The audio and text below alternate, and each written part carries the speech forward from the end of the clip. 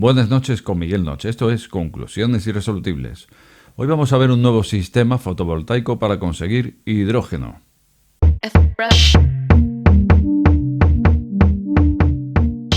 Conclusiones Irresolubles con Miguel Noche. Bueno, pues esta noche podría casi decirse que el programa de hoy podría ser la segunda parte de la anterior, donde hablábamos de esa célula fotovoltaica de silicio que iba en tándem con la perovskita, no sé si recuerdas, y más adelante vamos a ver por qué. Esta noche lo que vamos a ver aquí es un nuevo módulo fotovoltaico para la electrolisis y poder conseguir hidrógeno del agua. Bien, esto viene de la mano de la Escuela de Ingeniería de la Universidad Rice en Houston. Y se trata de un módulo que a mí personalmente me gusta porque es bastante compacto. Hasta ahora lo que teníamos cuando se empleaba la fotovoltaica para hacer la electrolisis, pues eran módulos fotovoltaicos, cable y electrodo que iba al agua, ¿no? Resulta que el aprovechamiento pues iba a ser peor porque las pérdidas que se generan en el cable pues las eliminamos con el sistema de hoy. El sistema de hoy es un compacto, un módulo compacto que lo cogemos directamente y lo metemos en un tanque de agua, sin enchufar a ningún sitio ni nada de nada. Y él se va a encargar de hacer su electrolisis, de disociar oxígeno por un lado, hidrógeno por otro, lo llevaremos a unos depósitos, en fin, almacenaremos el elemento químico en cuestión. Pero la cosa está bien, ya digo, porque hasta ahora no teníamos nada tan compacto. Bueno, pues vamos a ver cómo han desarrollado esto.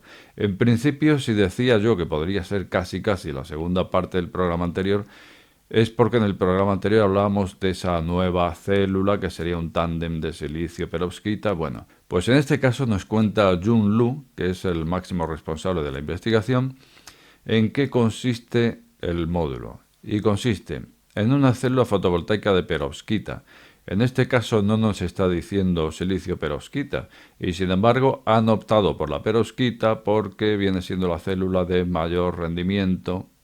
Pero claro, a estas alturas yo lo que veo es, y no solo en este estudio, sino en la inmensa mayoría de estudios, veo cierta desconexión entre unos investigadores y otros, porque a fin de cuentas, pues imagínate si pudiéramos sumar el rendimiento de las células que hablábamos aquí en el programa anterior y meterlo en este sistema. Pero claro, entonces para hacer el experimento tendrían que esperarse esos 3 años que iba a tardar en estar a gran escala fabricado la célula tándem de silicio perovskita. Vale, nos olvidamos entonces de eso.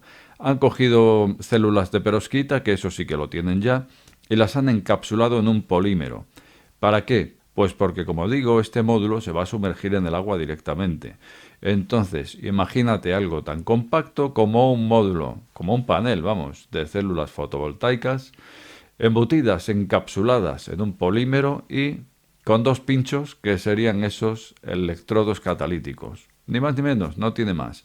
Pues a partir de ahí lo sumergimos en el tanque, genera su corriente y hará esa electrolisis correspondiente.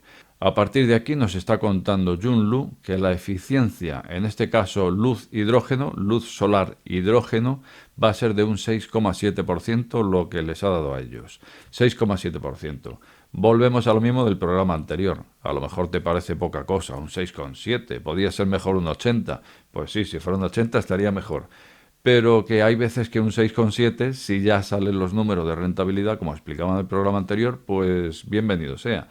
Entonces, en este caso tenemos un 6,7 ¿de qué? Pues de la luz que nos está cayendo del sol. Pues oye, a fin de cuentas, bienvenido sea ese 6,7%. La cosa es que resulte rentable. Aquí, para hacer cálculos de rentabilidad, pues ya teníamos que tener una serie de datos que no tenemos. Luego, entonces no podemos hacer esos cálculos de rentabilidad. Pero digamos que tendríamos que saber pues qué nos va a costar ese módulo de perovskita encapsulada y con esos electrodos catalíticos. ¿Qué nos cuesta un módulo, por un lado, y cuál es la vida total de ese módulo? Entonces, sabiendo esto y cuántos kilos de hidrógeno puede generar cada módulo, yo creo que sabiendo estos 3 factores ya tendríamos ahí unos números de rentabilidad y bueno, pues como no los tenemos, no lo hacemos, pero vamos a confiar en que si hasta ahora ya había sistemas fotovoltaicos para precisamente hacer la electrolisis y conseguir hidrógeno, y esto va a mejorar lo que teníamos anteriormente, pues oye, será más rentable que lo anterior, luego entonces estaremos a un paso más. Pues porque sí, porque se han eliminado elementos como el cable, que obviamente tiene sus pérdidas y sobre todo en corriente continua. En corriente continua los cables ofrecen sus pérdidas interesantes, luego entonces, bueno, pues los hemos eliminado y seguro que ahí estamos consiguiendo un sistema seguramente bastante más eficaz que lo que supone tener un panel por ahí arriba y unos cables hacia los electrodos en un tanque. Bueno, pues ya por último nos está contando Junlu que tenemos este módulo con un 6,7 de eficacia luz solar hidrógeno, pero que incluso se podría poner a generar corriente el sistema, hasta sin luz solar. Y de esto ya hablamos también en otro programa de este sistema.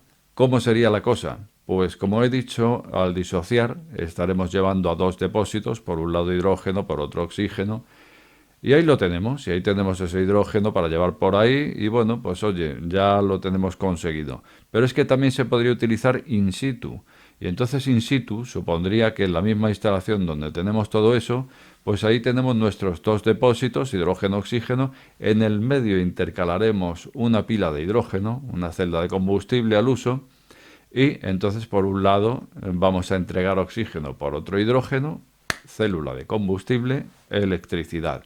Generaremos in situ. Esto mismo ya lo habíamos tocado en un programa anterior, que sería otro sistema pues para generar electricidad. Vale, pues esto nos cuenta Junlu, máximo responsable del estudio. Pero a mí hay una cosa que me chirría un poco. Y es que, vamos a ver, por un lado tenemos que con un sistema fotovoltaico vamos a generar electricidad para disociar, hacer una electrólisis, disociar, separar hidrógeno-oxígeno y luego ese hidrógeno-oxígeno volver a juntarlo, pila de hidrógeno para volver a generar electricidad. Son tantos pasos que yo me pregunto, y para conseguir esa corriente eléctrica secundaria, ¿de verdad vamos a tener un rendimiento mayor así que directamente el que nos van a dar los propios paneles fotovoltaicos entregando corriente? Porque cada vez que pasamos la energía por un sistema se cobra sus pérdidas. Entonces a mí el sistema me chirría un poco, y esto lo dice Junlu pues como que el sistema en sí se convierte en un bucle autosuficiente, así lo dice Junlu. Bueno, pues sí es cierto, la verdad es que cuando no hay sol pones a funcionar eso con su pila de hidrógeno y obviamente genera corriente, pero mi pregunta es esa, ¿realmente esa corriente final va a ser mayor, y ya no mayor, sino va a ser igual que la primaria que generaríamos directamente con fotovoltaica, sin pasar por todo ese sistema? Pues ahí lo dejo, porque no sé a ti, pero personalmente a mí me chirría un poco.